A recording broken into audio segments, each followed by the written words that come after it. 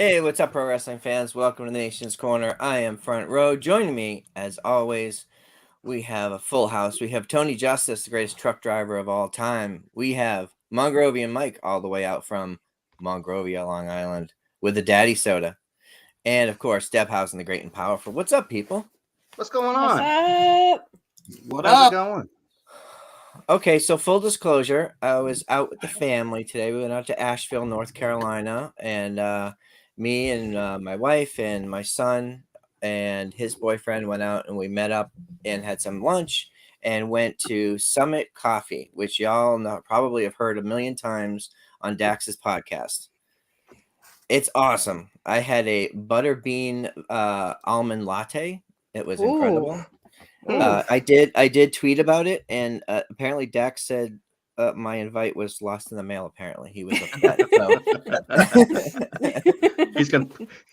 he's gonna roll over you with a bus on his podcast. Yeah, maybe. Yeah.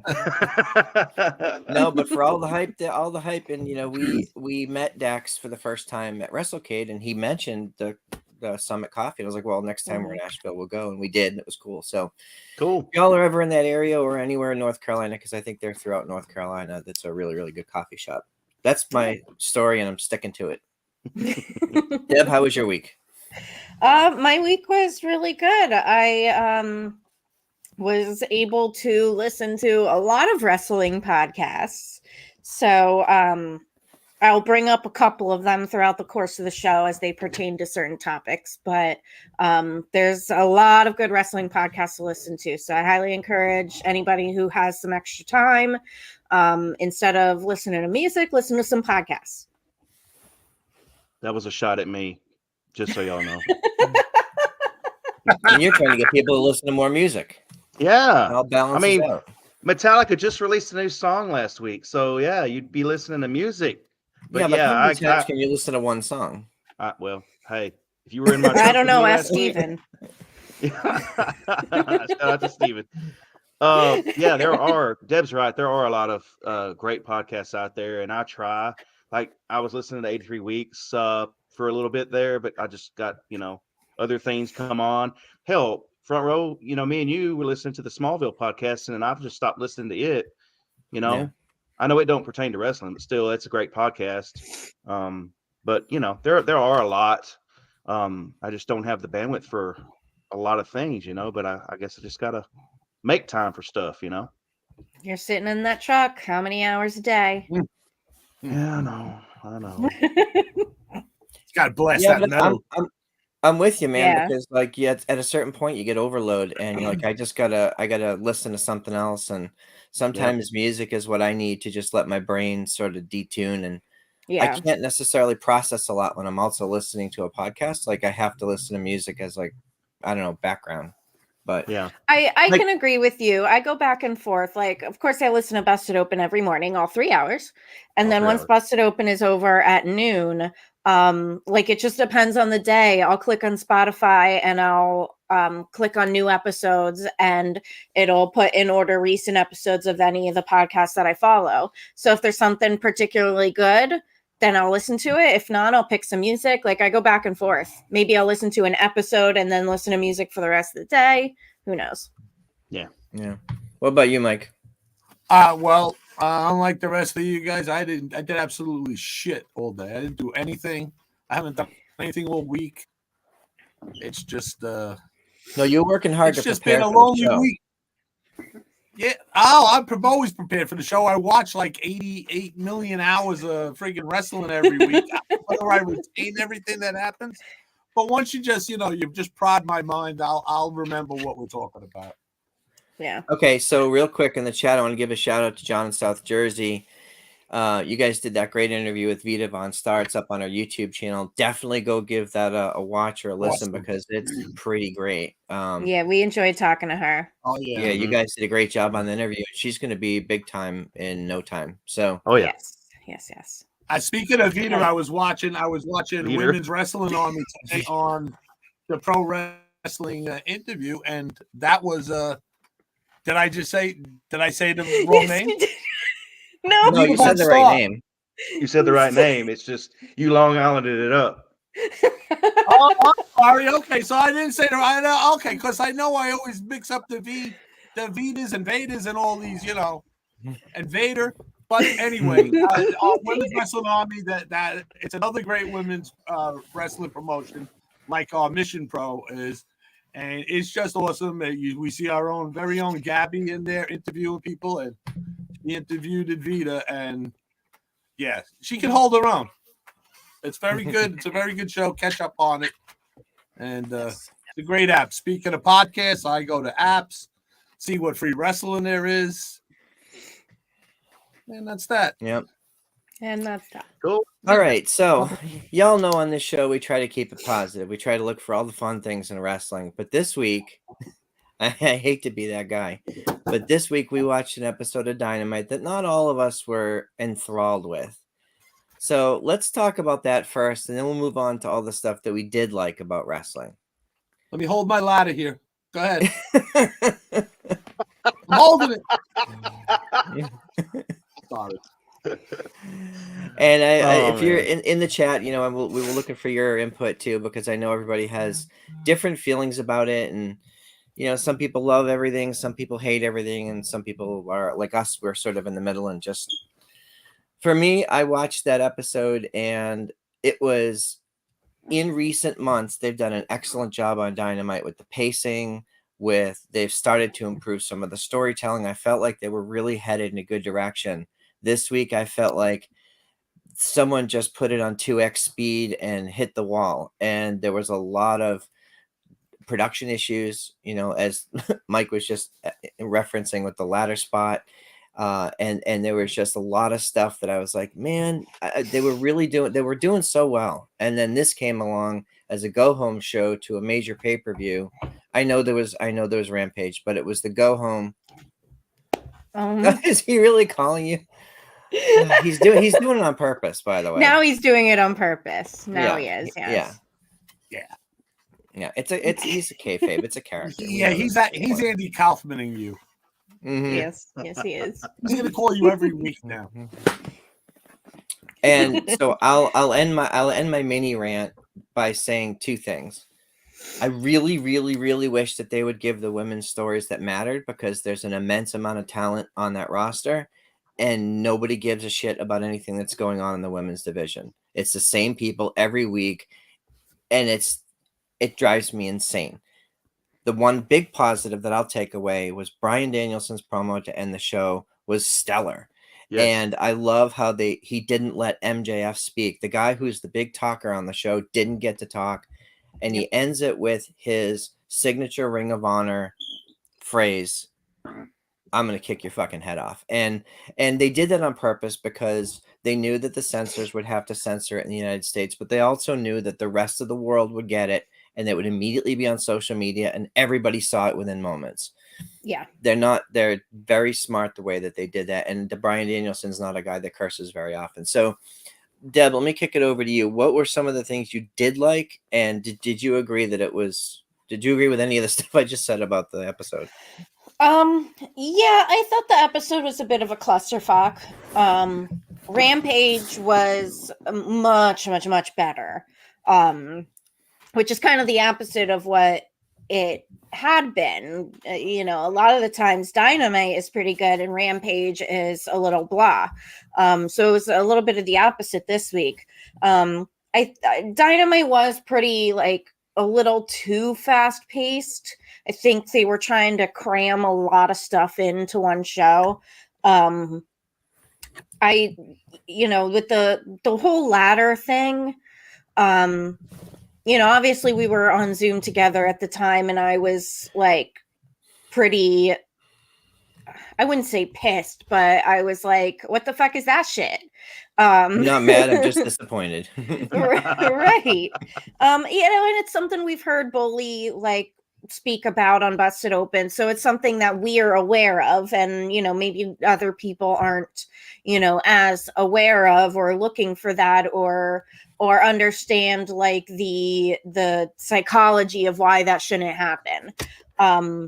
But at the same time, I almost feel like maybe we overreacted a little bit in the moment. For me, I think the very end with Hobbs trying to get down from the ladder is what caught all the attention. But the thing that annoyed me was not that. It was the ladder holding during the match prior. That, I think like if the spot didn't work and the ladder had fallen, they would have gotten another ladder. I think it would have been fine. I totally understand them holding the ladder to help Hobbs get down because he's a big motherfucker. And that ladder was super rickety. So I get that. The match was over. He was just trying to get down safely without busting his ass. That's one thing. But yeah, I think it was just more so during the match. I think for a lot of people, it kind of took us out of the moment of the match. Like, just it and Bully did, explain on Busted Open, like they could have done something better to kind of help disguise the fact that the refs are, holding the ladder for stability. Like, well, Tommy talked about different. Yes. Yeah. Yeah, sorry, Tommy. Yeah, no, they both did. You're right. Yeah, a few instances where they can like disguise it and make it not obvious or apparent. So yeah, I think maybe we initially overreacted a little bit, and maybe wasn't that big of a deal, but it still is something that AEW needs to tighten their screws on. With the refs, teaching them how to do those things properly without it being so obvious, with the camera work, making things not so obvious. Agreed. And yeah. so to your point, and this is, I think my frustration point is we were seeing improvement, and then in the last week or two we really started to see some production issues. We're starting to see, like, I can hear the refs communicating. I can hear the spots being called. And we know what wrestling is.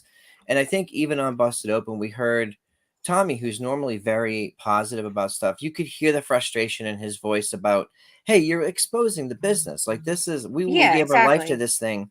And so, Mike, I know as a lifelong fan, how do you look at this stuff? Is it hard to compare that to what you've seen over the course of your 300 years, or you're too kind. You're too kind with the number of years. No, what it is it's like a bunch of it's a mixed emotions, because on the one hand I get mad at stuff, on the other hand I like stuff, on the other hand I go, oh, we got to give them a break. I try to give them a break. I never want to criticize the talent. Obviously, they're all out there busting their asses. But how many times we got to say that? We love and respect it. We love and respect the crew and everybody and the refs. But I mean, come on, the refs like, when you see them doing that, this is the only thing I think. You dumbass. That's what I think about. And it's like, all right, you're the ref and you're part of the deal there, but get back in the background. Do like Bully said, or let the other guys listen. There's 20 other guys there. They're all getting their shit in. That was a messy thing with the ladder. We got to build the ladder. It reminded me of. It was a lot. It reminded me of Britt Baker with the freaking chairs. I built the chairway to heaven. Okay, give me a break. Stop. They don't have to get all their shit in, because you had the ladder match. You had 2 weeks worth of 6 tag teams in the freaking. I'm stealing that. That. And I never overreact to anything. Like I said, Deb, I never overreact. I'm always never. You never react. I never overreact. But, okay, so I'm gonna what it is. I love the wrestling. Hang on, I want to hear Tony's thoughts first. 1 second, Deb. Okay, go ahead. Trailway to Heaven. Yeah, that's going to be used in a future tweet. I may be texting that to somebody shortly. So yeah, my thoughts on the ladder spot. Yeah, I mean, you hate to see that. The comment I made during the match, I said that you never saw a referee holding the ladder for Shawn Michaels or Razor Ramon during their famous ladder match. When Bully, involved in the TLC matches, yeah, they screwed some furniture up. They screwed ladders up, tables up, whatever. But if a ladder was messed up, They just went down and got another ladder from another ring. And I feel like the reason why they didn't Wednesday is because, like you said, they've rushed throughout the whole night trying to cram everything into the show. It's so time constrained that he probably didn't have time to go and get another ladder from another ring because it takes time, you know? Okay, but that match was right in the there. first hour of the show. They hadn't, I would understand if that was the main event and they had gotten cut for time. That was early on in the show. They still had time. Right. Yeah. But I think that's pace- part of the problem is that, maybe the time planning of the show. Ooh, I just hit my microphone.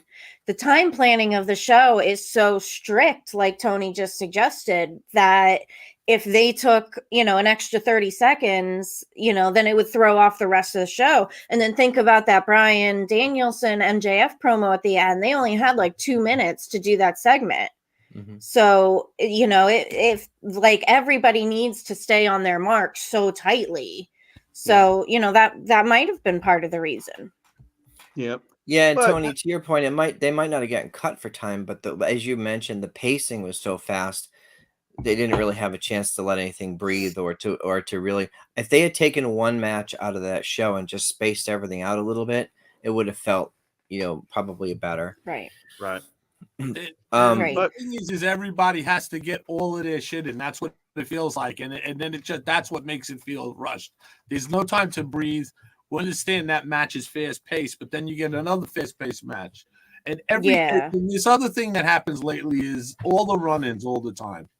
There's a run-in, there's a run-in, a beatdown, a run-in, a beatdown, and it's just too much stuff, and it's like, whoa. And then all of a sudden, then the time to breathe is the women's match, because you go, what the fuck are they? What's going on here? So yeah, I think that also might be an issue with some of the AEW fan base, is that I think a lot of the AEW fan base feels like they need to, they want everything to be so fast paced, because if something's not a fast paced car crash, and people are saying it's boring. So I think there's a demographic of the fans that aren't used to seeing like a slower paced match. Mm-hmm. Yeah, but I agree with you that there's some people that will say that, but for the most part, anybody who's watched Bryan Danielson's matches in AEW, those are methodical, technical, like those are really, really old school matches, and everybody loves them. So I think there's an appetite for it. Yeah. I just think that the pace that we're being given, especially with those tag matches, that match towards the end, that was a gauntlet or whatever it was, like that was a mess. Like it was not that the people were messy. It was just there were so many people in the ring, and there was so much action. The camera was missing everything. They weren't spacing out the performances or the spots, for lack of a better term. If they had been timed out better, you would have had the ability to catch them on camera. And I felt bad for the wrestlers who were putting their bodies on the line for things that we didn't get to see. Like that's not fair to them. Yeah. It's almost like you needed 4 windows, like we are right now. Like we needed 4 cameras to be able to see everything. Yeah, I mean, we love this stuff, but it's almost the equivalent of like, okay, sometimes there's nights where there's 2 wrestling shows on, and I have them both on, but there's no way in hell that I'm actually concentrating on both equally. So I never do that. That's how I feel watching sometimes an AEW Dynamite episode. Yeah, and it's all fast paced. It's as if the cocaine bear is running around the place. Yeah. Hey, who's to say? Going crazy. It's a maybe. But okay, so to kind of go back to something that you had initially said, so the Bryan Danielson promo at the end was amazing. I saw a lot of people kind of complaining like, oh, I bet the network's, happy with him cursing. It's a curse word. Who cares? It's and do you think that they weren't aware that was coming? Like, come on, what are we doing here? Right. And I loved that he didn't give MJF the chance to talk, because over, the course of the last weeks that we've been seeing these like 10-minute long MJF promos. We've even had conversations about like, okay, this promo's going on too long. He's talking too long. So I think that was a great way of kind of breaking that habit of MJF just talking for 10 minutes. Right. Yeah, I mean, it's no different he doesn't have to yell. He doesn't have to yell all the time. Mm-hmm. He could just say, he can say exactly what he's saying and just lower it down, a little bit, right. and it'll still be just as effective and piss people off.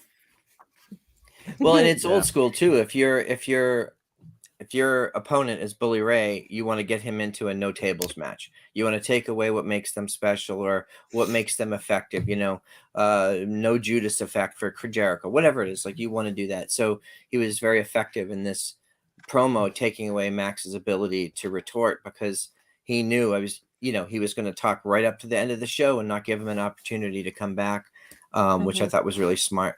And I did, if you remember, we were watching, and I didn't like the curse at the end, only because I didn't like them going off the air with that. But then at the same time, I thought about it and I was like, it was really effective because he never curses. And I guess, I'm a Ring of Honor fan, but I forgot that was his tagline. Like, that was one of his catchphrases from Ring of Honor. So I thought it was a really cool nod.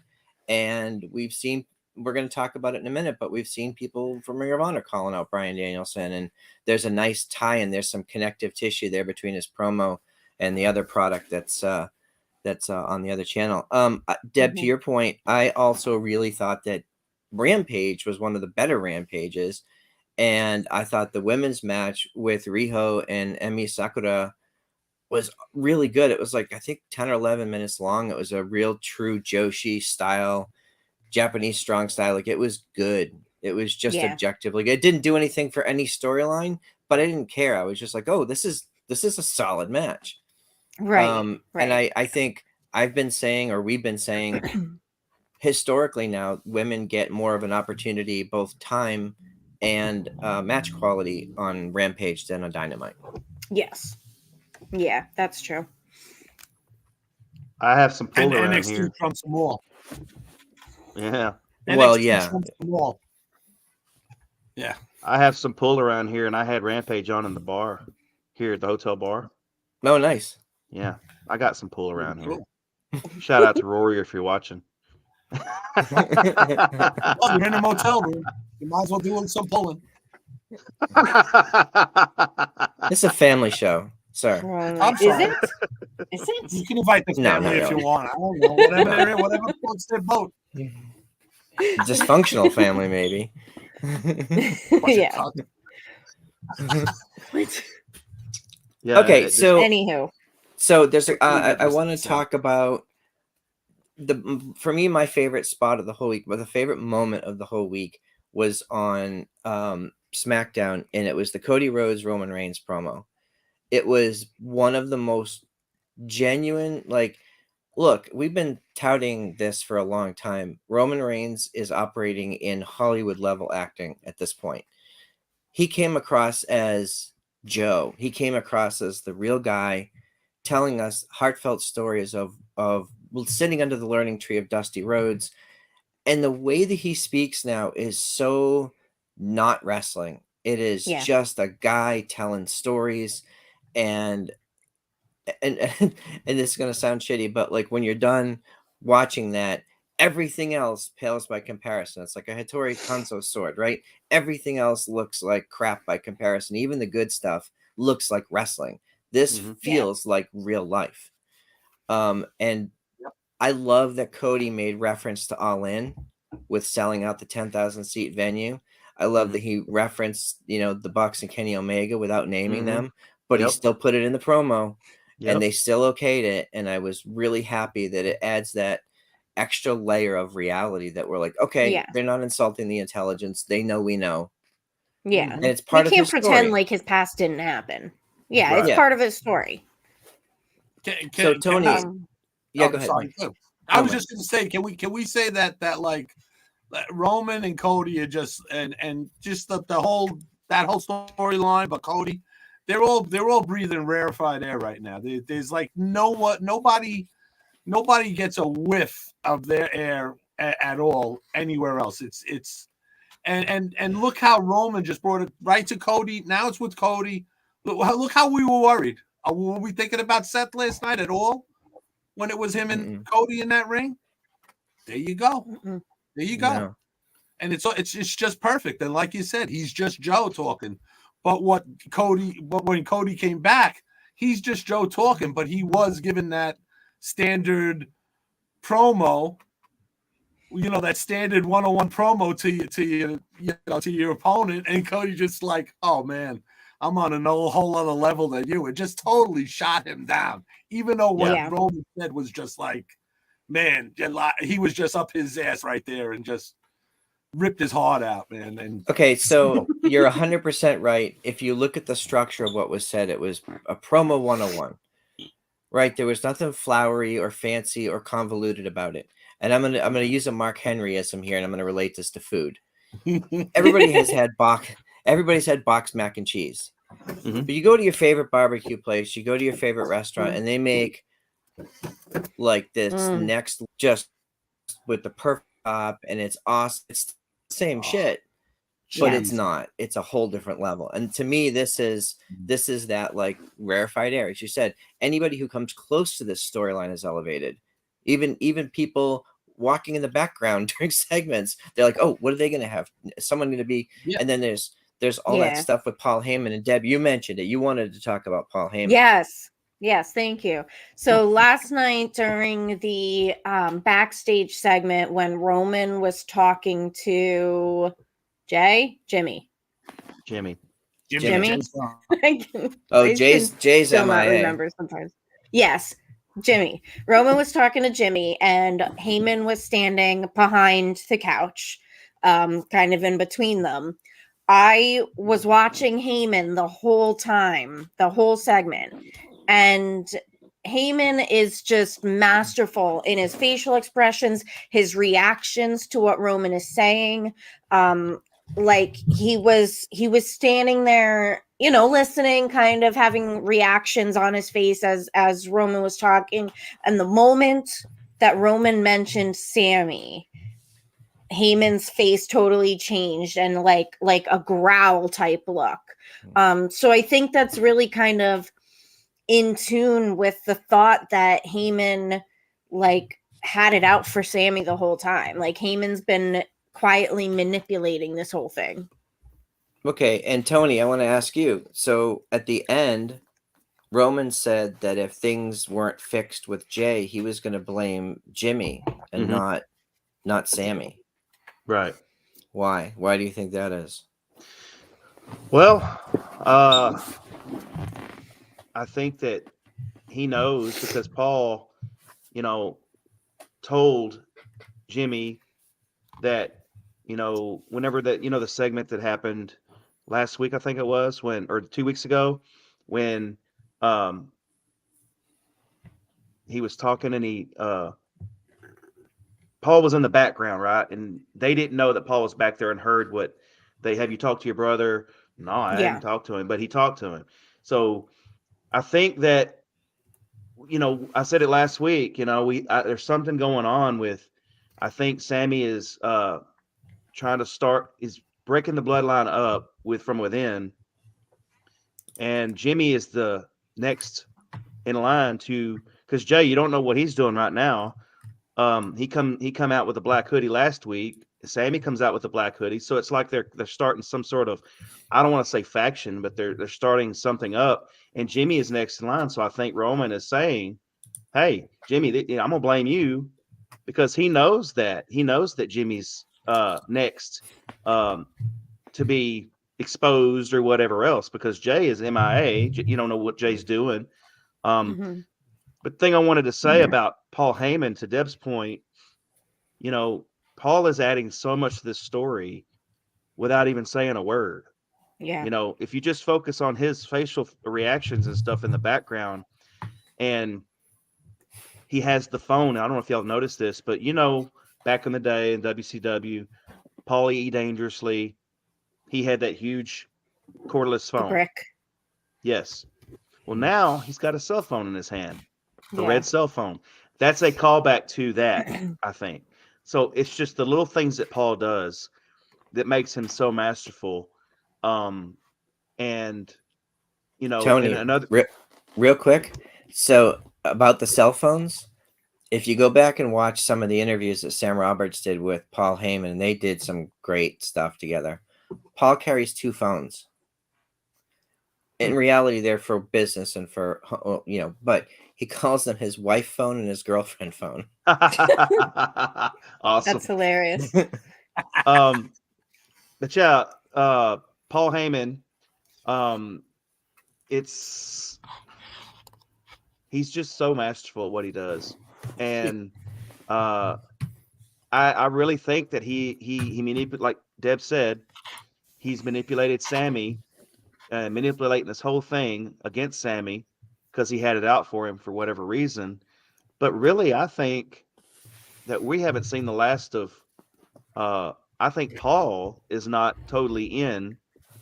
I think it still might happen later on, and we've got plenty of time to tell the story because it's been going on for so long now. But I think Paul could be just, instead of Sammy breaking apart the bloodline, it's Paul breaking it apart from within.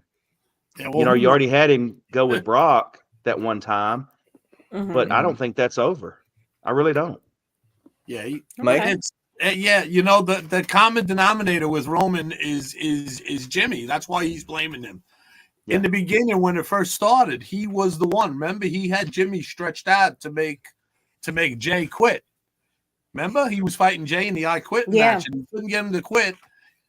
He got him in there. So Jimmy was the one that was resistant to the bloodline from the very beginning.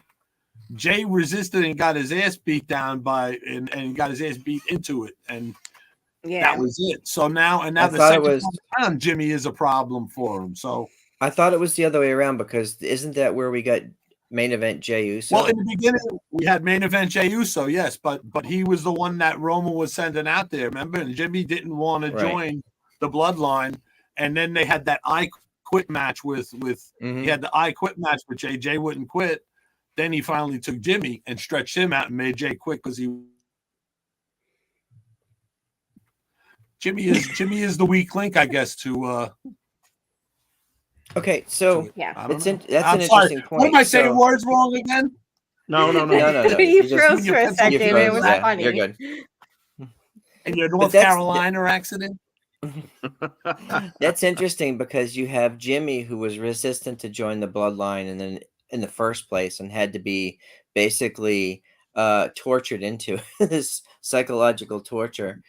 So he comes on board, and then Jay realizes at a certain point he wasn't down for the beatings of Sami Zayn. So they've both had moments during this storyline where they weren't 100% buying in. Solo is really the only wrestler that's bought into Roman's stuff, and even that's hit or miss, because he really doesn't say anything. We really don't know what his thoughts are. He just kind of is there.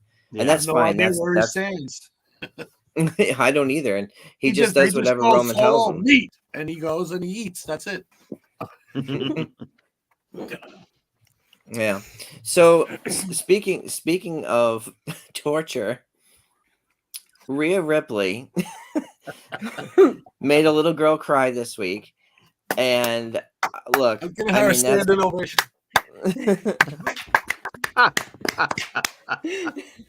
was tremendous. So fuck them kids. For those of you that didn't see on social media, that picture went everywhere, and then Rhea took that image and made it her avatar on her Twitter profile. It's the greatest thing I've seen. It's awesome. And on top of it, the mother smiling and laughing at right next to the kid, her kid crying. Yeah. Very and that's just the measure of, the way that wrestling, when it's done right, as Bully always says, when it's done right, wrestling can just like play with your emotions so much.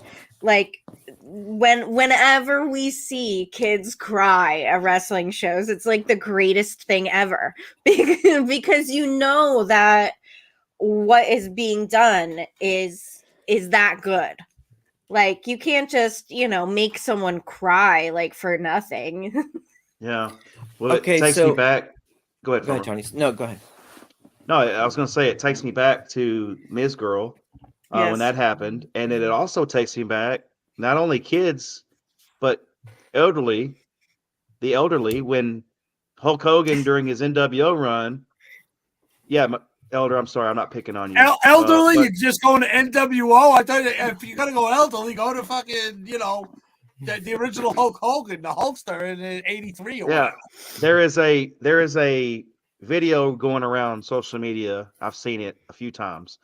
Hollywood Hogan is on the floor, and there is an older woman at ringside, and she's swinging, taking swings at him, and he's bobbing, and she gets in his face, and you could read her lips, says, "I want to scratch your eyes out," and he was just loving it. Like Hogan as a heel, love him or hate him, Hollywood Hogan, that he was he when the NWO turned, sorry to get off subject, but I'm saying it for a point.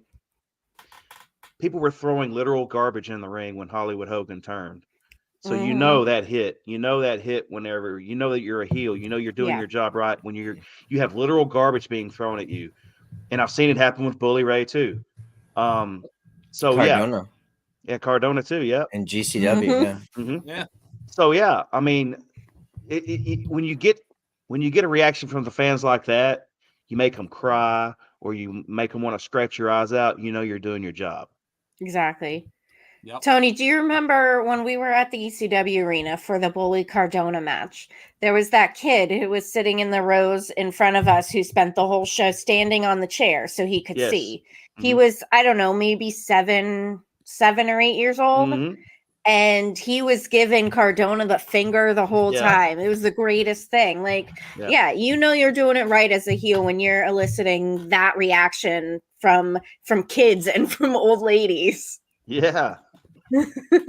Famous hairpin in Larry Zbyszko's ass and stuff. Mm-hmm.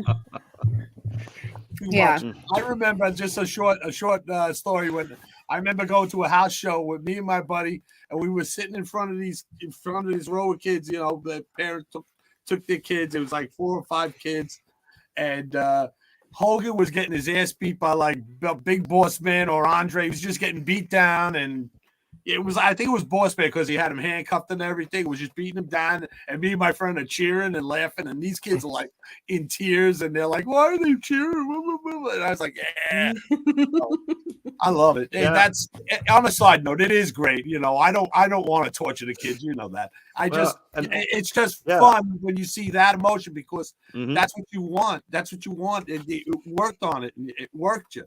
And with us, as we get older, it's harder to work us. We know what's coming, and we get excited. Right. So we really love those little swerves, which is really good. And another thing too, another thing that we're forgetting that I just remembered, last week on A&E, there was the Jake the Snake Roberts documentary, and you had the moment where Jake the Snake had that cobra and it bit Macho Man and tied Macho Man up in the ropes. And the reaction on the kids' faces and everyone's faces in the arena was just priceless. I mean, that right there, you just, it goes back to my point I made earlier about you just know you're doing it right whenever you're getting those types of reactions. So and just one last point on this. This was a valuable moment for everybody involved because it got a lot of heat on Rhea. It was tremendous for social media. And so they took the little girl backstage and she met Liv Morgan and they posted the video and stuff. And I saw some people complaining about that. Oh, it's the heel should be able to just make the kid cry and that's it. And I disagree because now you've got heat on the heel. You've got just this elevated heat. But more importantly, you've now got more babyface equity on Liv Morgan. This helped Liv Morgan too. Oh, yeah. Not only from a storyline perspective, but just from a character perspective, seeing the video of her interacting. And it was like everybody involved in that little moment got a benefit from it. Yeah, you got to do things to elevate the baby face as well. Yeah. The kid's got a memory for last a lifetime. That memory, that kid's Izzy. That was Izzy. Right. Yeah. And that's another, That's that kid. Yeah. That exactly. was made to cry 10 years from now. That kid's going to be, I want to be, maybe, who knows? Maybe. Shout out to Izzy. Cool. Let's shout out to Yeah, Izzy. shout out to Izzy, man. We met Killing Izzy it. and her family 8 years ago, and just to watch the hard work and dedication that she's put in to everything. She's a straight A student at school, and she's going to be going to college early, and she's training MMA, and she's training pro wrestling, and she's commentating, and she's doing stuff she's just doing stuff all over the place. And she's like, I don't know, 15, 16 years old. It's incredible. That's right. Yeah. And her abuela just was at her first MMA match, and that was pretty cool. I read it on that is cool. social media today. So shout out to Izzy. I'm still hoping selfishly that Izzy has her first official pro wrestling match in a Mission Pro ring. Who knows? Maybe that would be cool. That would be awesome. She said it on Busted Open that's what she wants. So hopefully, I hope so. Yeah, I hope they can make that happen. Yeah. Oh, Hijacker's joining. Hey, Hijacker. What's up, Hijacker? Oh, do we have Hijacker? Oh, he might be on mute. There you are. What's up, y'all? There he is. What's going on, bro? Welcome to the show. Hey, thank you for having me. What shall we talk about? Okay, so Cali man with the drive-by. Let's go. We're all done. Thanks for joining. No, I'm thank you for my time. See you next week on Nation's Corner. The Nation's Corner has lifted me up. You guys have put me up and over. Thank you for the time, and have me back next time. Checks in the mail. What are we smoking tonight? Thank you. Oh, tonight? I haven't even thought about it. The sun has actually come out, so I'm gonna probably get outside and have a stick tonight, man. So I'm gonna have to look. Maybe it's a 660 because I haven't had one in a while. Ooh, nice. I just got a package of Oliva seconds, the factory seconds. They're tremendous. Okay, so we have a few minutes left. I know we want to talk about a bunch of stuff. We want to talk about ROH. We want to talk about Impact, and we want to talk about Revolution. So, Deb, where are we going next? Okay, so let's talk about let's talk about Impact first. Since we were having the conversation about great heels. So we had we know what happened with Bully and Tommy at the pay-per-view. We talked about that last week. This week on Impact, we had this hilarious segment with Bully kind of interrupting Santino and asking the doctor how Tommy's doing. I just thought that segment and then the segment later on with Santino and Dango and Zicky and Johnny Swinger, both of those little backstage segments were absolute comedy gold. I want to see more of Bully and Santino together. I want to see more of Dango and Santino together. Bully had us cracking up. First of all, he called Santino Salmonella.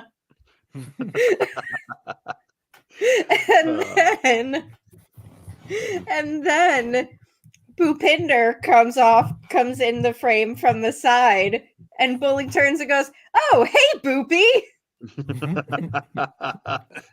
And then the sly jokes, well, not so sly, at Tommy's weight. Bully's asking the doctor, like, is Tommy okay? And the doctor says, just minor burns, he's fine. And Bully goes, but his cholesterol. Yeah. And the doctor says, just minor burns. And he's like, no, but his weight, it's always been out of control. Is he going to be okay? Is the fat bastard going to be okay? Yeah. Yeah, and the slap heard around the world. What did the five fingers say to the face slap? That slap, he must have watched Three Stooges before he went on that taping, because I mean, dang, that you could hear that sucker echo. I mean, that popped me whenever he did that. Completely bitch slapped Bhupinder. But yeah, then a little bit later on, there was another segment with Santino and Dango, who I adore. Dango was apparently trying to put caution tape around that little area because it was a crime scene. And here comes Johnny Swinger and Zicky in the little ring. The little ring. And Dango's like, it's a crime scene. And I love that Dango has the badges, 2 badges on both sides of his jacket. I think it's an incredible callback to Fashion Police. He's just that guy is comedy gold. So that for me was so good. Pray for his soul with the doctor too. In the beginning, he's going to pray for his soul. For God rest his soul. He's not dead. Yeah, Dango said, "God rest his soul." It was so funny. It's like as soon as I see him, he doesn't even say a word. He doesn't say a word. But yeah, more from Impact. We had Mickey and Giselle set for next week. Giselle came out and challenged Mickey, so I'm excited for that. And we have new Impact World Tag Team Champs, Bullet Club's Ace Austin and Chris Bay. So that is incredible. And I am still ticked at Dave LaGreca for not including them in his power rankings this week. His power rankings kind of sucked this week. Yeah, nobody liked the power rankings this week. It was terrible. No. Terrible. I laminated him. I laminated them. Here they are. One point I will say, Dave's power rankings are greater than Meltzer's star ratings. Just putting that out there. Very true. Yeah, very true on that. Yeah, his rankings get a rile from people. It's great, man. Everybody just hates on him for his rankings, but hey, man, that's Dave. Yeah. Yep. But I can't believe that not only didn't he put Bullet Club on the rankings for winning the Impact Tag titles, he didn't have any mention of ROH anywhere in the rankings. And did they talk about ROH at all on Friday's show? I don't think they did. I don't know. Yeah, I don't know. I don't think so. I don't think they did, which is very disappointing. Because I thought the re-debut of Ring of Honor was really good. There was obviously a ton of pressure on them to kind of deliver on the first show. Like, what is it going to look like? Is it going to have the Ring of Honor feel? I never really watched much of Ring of Honor before, so I'm obviously not the expert on it, but John told us that it definitely did have the classic Ring of Honor feel. It was very match oriented. You know, there was a little bit of promos and backstage segments mixed in, but it was very match oriented. And that's what people are used to seeing from Ring of Honor. There was some amazing matches. Mark Briscoe opened the show with his match. And kudos to Mark Briscoe for just coming out swinging and having the most positive mindset a man could ever have. Yeah. I've seen, I'm not a person of faith, not all of us are, but I've seen just the incredible mindset that he has that Jay is still right there with him. Jay's right there with him. It's just incredible how he's able to go on and have these matches right away and just kill it. He's just killing it. Yeah, I'm amazed. I'm amazed at Mark Briscoe having that happen to him, having his brother taken away from him like that, and then him being able to come out and still deliver. Basically like nothing ever happened. I hate to say it like that, but it's just he is, his mindset is just amazing to have that happen. And like you said, Deb, Jay's right there with him every step of the way. So yeah. But more from Ring of Honor of the debut show. Just want to hit a couple bullet points. The match with Zack Sabre Jr. and Blake Christian was phenomenal. I highly suggest anyone, if you didn't catch the show, go back and watch that match. It was amazing. We got an awesome match with the Renegades and Madison Rayne and Sky Blue. The Renegades are just super killing it lately, and Sky Blue being able to team up with Madison Rayne, she really showed what she's got there, and I think that's a good spotlight for her. We got Willow Nightingale versus Lady Frost. You know, I know all of us are big fans of both of them. Lady Frost is the most perfect moonsault. My birthday twin. Yes. And Willow is just like, I know we all love Willow. She's just incredible. She's fantastic. So yeah, 2 amazing women's matches on ROH. There's some more that we don't need to get into everything, but I do highly suggest that everyone go out and get Honor Club, or, you know, maybe see if you have a friend that can share their password. Yeah. So, and selfishly, I look at that card and I'm like, there's 6 women that were featured prominently on the show. 5 of them have been a Mission Pro. So yes, it's pretty cool for us to see people making it to the big stage, doing all kinds of cool stuff. Absolutely. I'm just a big fan of all of those women. So yes. Yeah. Yep. So I just want to circle back to what you're talking about with Mark Briscoe. So Mark Briscoe is also going to be in action tomorrow. You know, we're going to get to the Revolution card, but he's going to be in action with the Lucha Brothers, which is really cool, against the Varsity Athletes and Arya Davari. Yeah. I'm super happy to see Mark getting spotlights on multiple, you know, shows in multiple ways, singles, tag, all that good stuff. So, you know, just let's go. It's really cool. Yeah. Yeah. I'm excited that, you know, some people may think that being on the pre-show is like a downgrade or an insult or whatever, but, you know, being that the pre-show is available on YouTube for everyone to watch, that just means he's getting way more exposure. Mm-hmm. You know, there might be people who, you know, don't necessarily want to fork out the $50 for the pay-per-view, but they'll watch the pre-show to see those couple matches or whatever. Or say, you know, you're a Briscoes fan, but you don't necessarily want to get the AEW pay-per-view. You can see him for free on YouTube. It's just more exposure, and that's a good thing. It's also smart to put Mark Briscoe on the pre-show, because there are a lot of fans that might buy the pay-per-view just based on watching him on the pre-show. Yep. Right. You watch the match, you get all the previews, and it might get more buys. Like, I think it's a good thing. Right, exactly. Okay, why don't we talk some Revolution? So let's look at this card. I just let me pull the card up right in front of me here. So obviously we've got our main event. Let's work backwards a little bit. We don't need to hit all of the matches, but a few things really stick out to me. I love that Chris Jericho and Ricky Starks are in this feud together.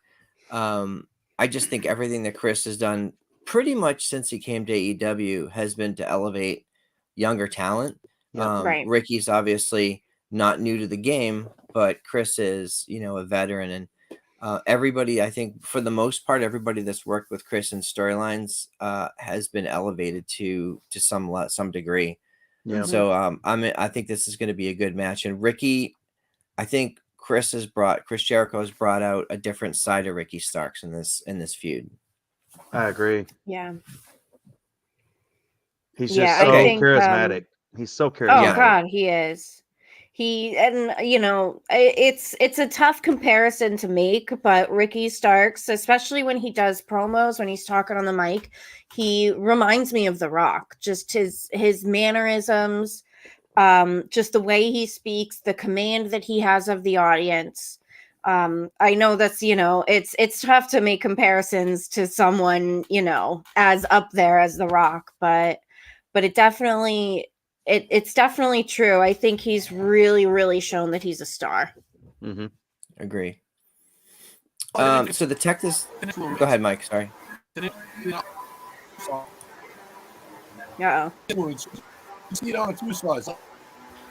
You're freezing up. We're losing him. You're freezing up, Elder. I saw that though. I know. Yeah, we saw that. No, I think it's going to be a physical match. I think Ricky Starks is going to come out on top on this one, and I can't wait to see this one. This one is going to be probably one of the show stealers of the night. Mm-hmm. Okay, Hijacker, let me get your opinion on something, because we talk about this a lot on the show, and there's been a topic on Busted Open. Jon Moxley and his desire to get blood with every single thing he does. To me, this Texas death match would mean so much more if we didn't already know that he was going to end up a bloody mess. And to me, and I agree with Elder, the use of blood is important. When it means something, when it's at the right time in a match, I get it. I totally get it.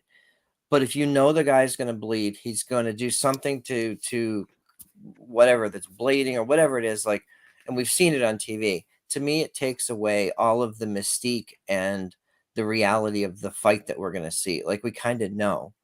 Mm-hmm.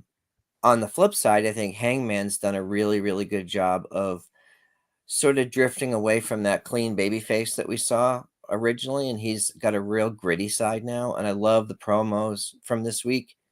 I know, Deb, you probably have some thoughts on Hangman too, but I think this, barring the blood and all that stuff, this probably could be match of the night because I really still like Moxley's style of fighting.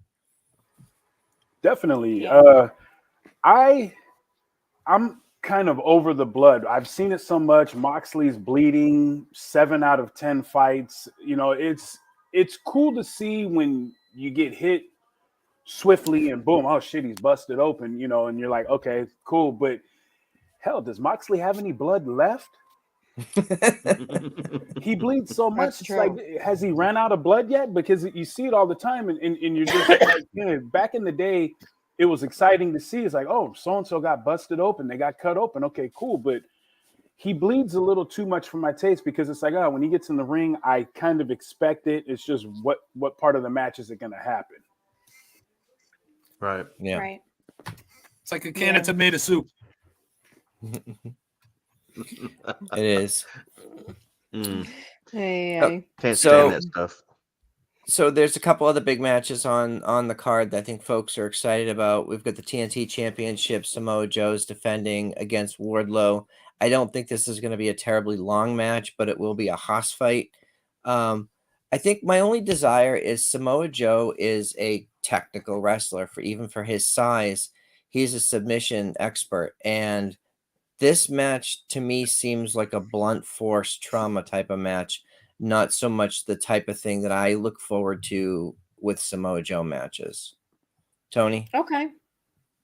Yeah, I've noticed Samoa Joe moves around very swiftly for a man his size. I really think that you're right, Faro. It's just it's going to be a hoss fight for sure. I really think that Wardlow is going to take his title back. Wardlow is on his way back up. He's, he was kind of cooled off a little bit, but I think he's on his way back up. Samoa Joe, of course, you're not going to get by Samoa Joe that easily, but it will be an awesome match. You think Wardlow walks away with the title? Yep. Okay. I agree. What do you think, Deb? You agree? Yeah, Wardlow all the way. Shocker. Okay. Well, I mean, I like the way that they built Wardlow in that feud last year, and then it sort of cooled down. This would be a good way to get some focus back on him. Yep. Yeah. Cool. And then we have, of course, I complained about it earlier, but it is one of the featured matches on the show. We have the AEW Women's World Championship. And it's funny because I understand that Jamie Hayter is our champion, but I still feel like Britt is the champion the way that she's positioned. And I know everybody sort of jokes around about that. But in this matchup, we have Ruby Soho versus Saraya versus Jamie Hayter. I wish that AEW had done a better job of utilizing Saraya. Her name recognition, she's such a big return to wrestling. I feel like I don't like to use the term wasted because that would speak to the talent. I don't think it's a talent thing. I don't think she's been put in storylines that have helped showcase what she can really truly bring to the table. She can make money for that company, and I don't think she's been properly put in the right places to make money and tell stories that we care about. I would agree with that fully. Yeah. And I do think that unfortunately Jamie as champion still feels like she's taken a back seat to Britt. And we see her, we see Jamie and Britt, on a backstage interview segment with Tony Schiavone. And Schiavone introduces them as Britt Baker, DMD, and the champion, Jamie Hayter. Why isn't he introducing the champion first and then saying along her side, Britt Baker, DMD? I feel like the pairing of the two of them is at this point doing nothing for Jamie Hayter. It helped her in the beginning being attached to someone who's in the spotlight as much as Britt is, but I feel like now it's hindering her because she's the champion and she's still the sidekick. So I hope that this match kind of does well to elevate Jamie past just Britt's sidekick. I think it's going to be a great match because, the three of them are great wrestlers. So I think they can deliver. We'll see what the follow-up is though. I think it's more about that. What's the follow-up to this? What do you think, Hijacker? My opinion is honestly, I don't know if I have an opinion. But, see, that's the problem. You don't really care. Yeah. They're not making you care about this match. Yeah, exactly. At one point, Ruby Soho was popular in WWE, and she was exciting. I lost a little flair after her arrival here in AEW. Then Saraya, it's good to see her back, but it's hard to see her as not Paige. Right. That's fair. Maybe I want to see Hayter lose the title because, like we say, she is associated with Britt, and Britt just isn't really on the top of my list at the current moment. I'm just not ready for this match. That's just how I personally feel. But if I have to pick someone, I would go with Ruby Soho. Interesting. Okay. Okay. Well, I still think that the people are waiting for Britt to turn on Jamie or to cause Jamie to lose the title. I think that is the common denominator since Jamie became the champion, because Britt's going to be jealous because she's holding the title, blah, blah, blah. And I think that it's just that is what everybody expects is going to happen, right? On the flip side, you have Saraya and Tony Storm with the stealing a bit from the NWO with the spray paint and all that stuff, which is getting old. It's just not connecting. No, it doesn't make that was sense. the NWO's thing, It's definitely old. Yeah. And I know I said it. I know I said it to you guys. I feel like if this, we know that Tony Khan supposedly, books most of the shows. He other than certain people like Jericho that have control of their own segments supposedly. I feel like it's just Tony Khan saying like, oh, the Outsiders and the NWO and the spray paint was cool. Let's do that. But it's just it just doesn't make sense. I feel like it came out of nowhere because it was something like that was a cool idea. Let's just go with that. Yeah. Okay, so I see John. Shout out to John in South Jersey.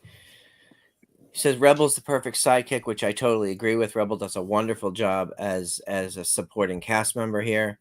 Not the AEW Women's World Champion. That I also agree with. That should be the focal point of your entire women's division, and the storyline should be your champion, no matter who it is. And that's not been the case with anyone except for Britt. When Thunder won the title, they sort of let her cool down for a whole month. They didn't let her talk. She kept getting interrupted. When Tony Storm was interim champion, they didn't really do much with her. They put the title on Jamie Hayter as the official women's world champion, and now she's just playing backup to Britt. Now, I understand she comes out with the title. She's had some matches, but at the end of the day, they're not giving us a character or a champion that has any equity or story behind it. Yeah. In my opinion, Nyla Rose had a story at the beginning. We saw some with Hikaru Shida. Obviously, both Britt and Thunder had stories in their story together. But in the last year, and it's been, what was it, March 16th when Thunder won the title. Since then, they've not given us a story to really sink our teeth into. And I don't know whether it's going to be a returning Thunder or a Chris Statlander or somebody new, whether it's Athena, who's the current Ring of Honor champion. There has to be something to get us to care, because right now it's rinse and repeat every week, and we don't even pay attention. Yeah. The matches are fine. They are what they are. It's fast food, right? Right. Yeah. Okay, so let's talk about this main event. You know, to sound like one of our good friends who calls in the Bust Open. Okay, guys, let's talk about this.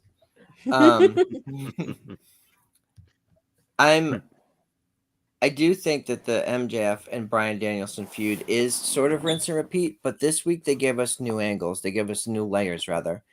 So they added the fact that this is a 60-minute Iron Man match. It's a whole different thing. This isn't your typical match, and we know. I shouldn't say we know. We've heard that Bryan Danielson has no limit to his gas tank. In his first 60-minute match with Adam Page, Hangman Adam Page, I had heard that when he came through the curtain, he was just sipping water like he had taken a walk in the park. And Adam Page needed, hydration and some oxygen. And that's, don't get me wrong, he's an incredible athlete. That's not a knock on him at all. Anybody would be. Most people would have died after the first 5 minutes in that match. Right. Yeah. I will be very, very interested to see if MJF can go the full hour, or if they even allow the match to go that long. So let me ask you, Deb, 2 questions. Do you think the match is going to go an hour? And do you think MJF's going to retain? I think God, that's a tough question. I think it might go the full hour. I honestly hadn't even thought about that as a possibility, that they'd stop the match early. I know there's a lot of matches on the card, so it's going to be a decently long show. But if you've paid attention to MJF's social media, he's been working hard in the gym. Like, the man looks amazing. He's been really, really getting into shape.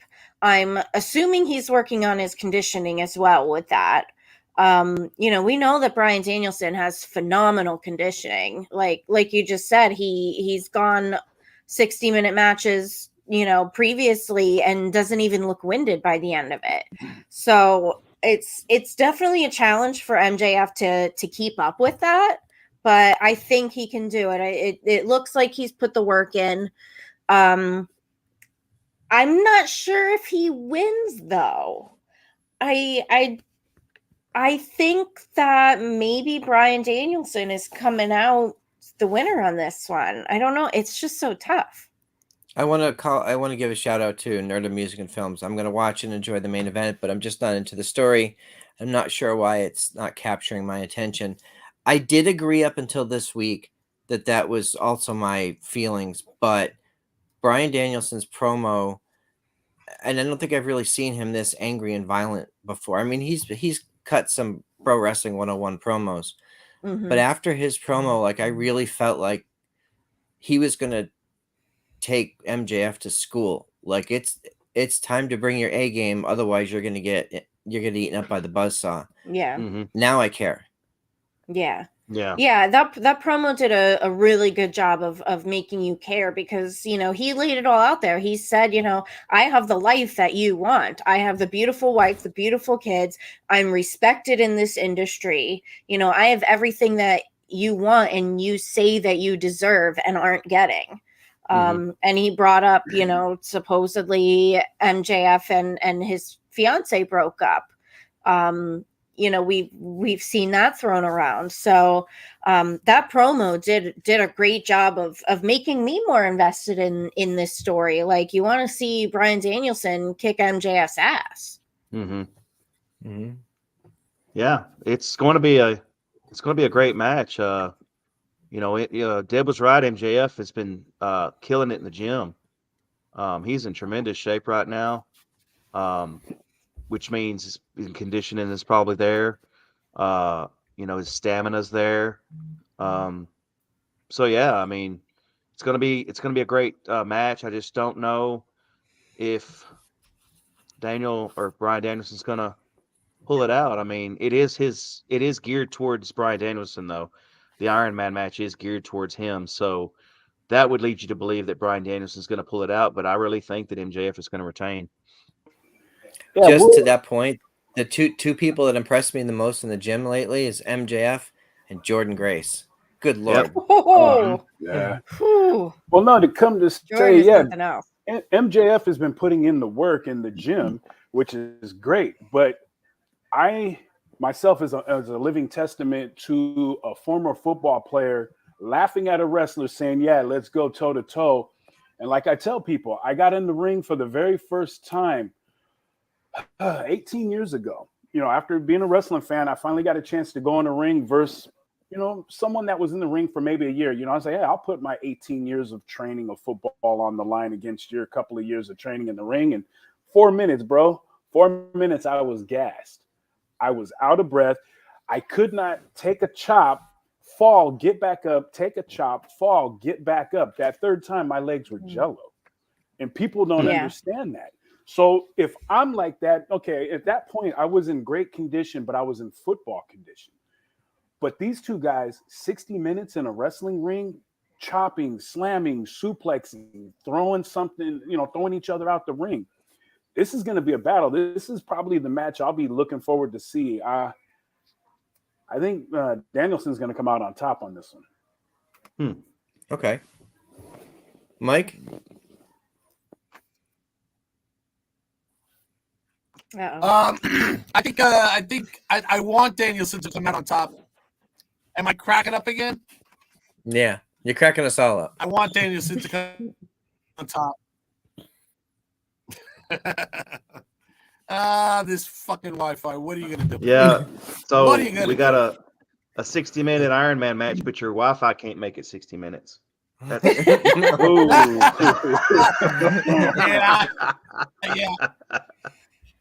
Oh my God. Okay. Well, we've run a little long tonight because there was a lot of good stuff to cover. There's so much stuff coming up tomorrow night, 8 p.m. on BR Live. If you're outside the United States, it's on Fight TV. I think the 0 hours at 7 p.m. Eastern, if I'm not mistaken. I think so. That's going to be fun, man. It's going to be a good show.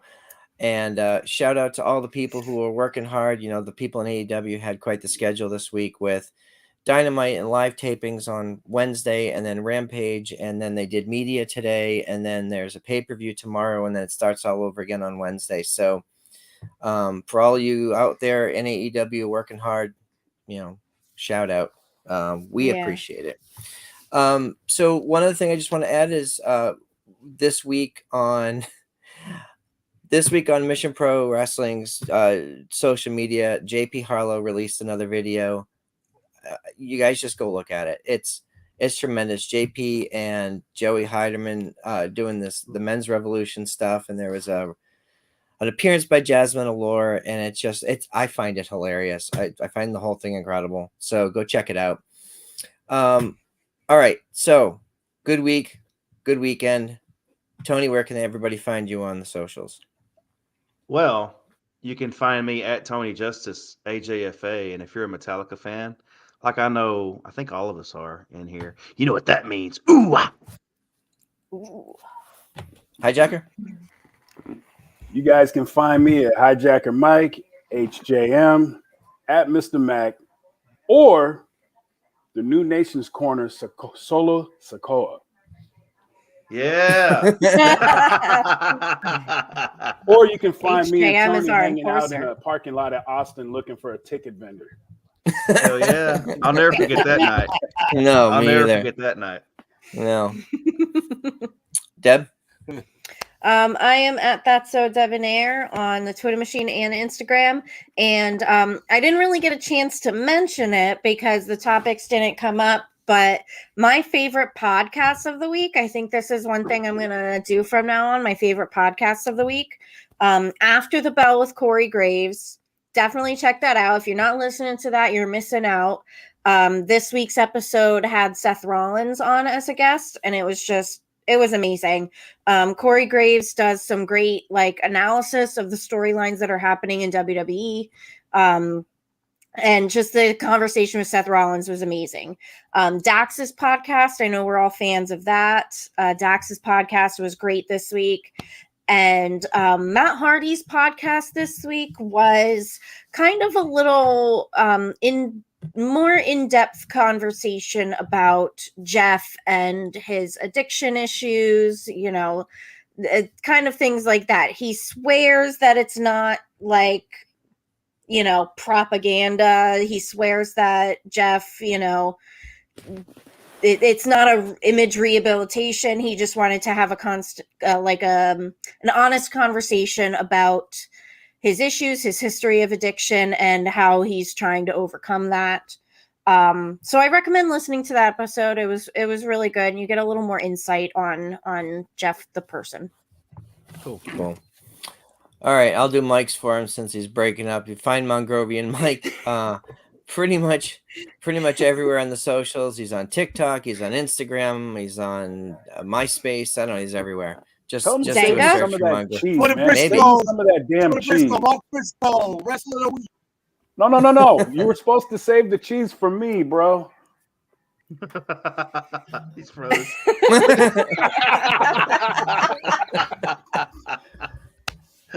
Oh man.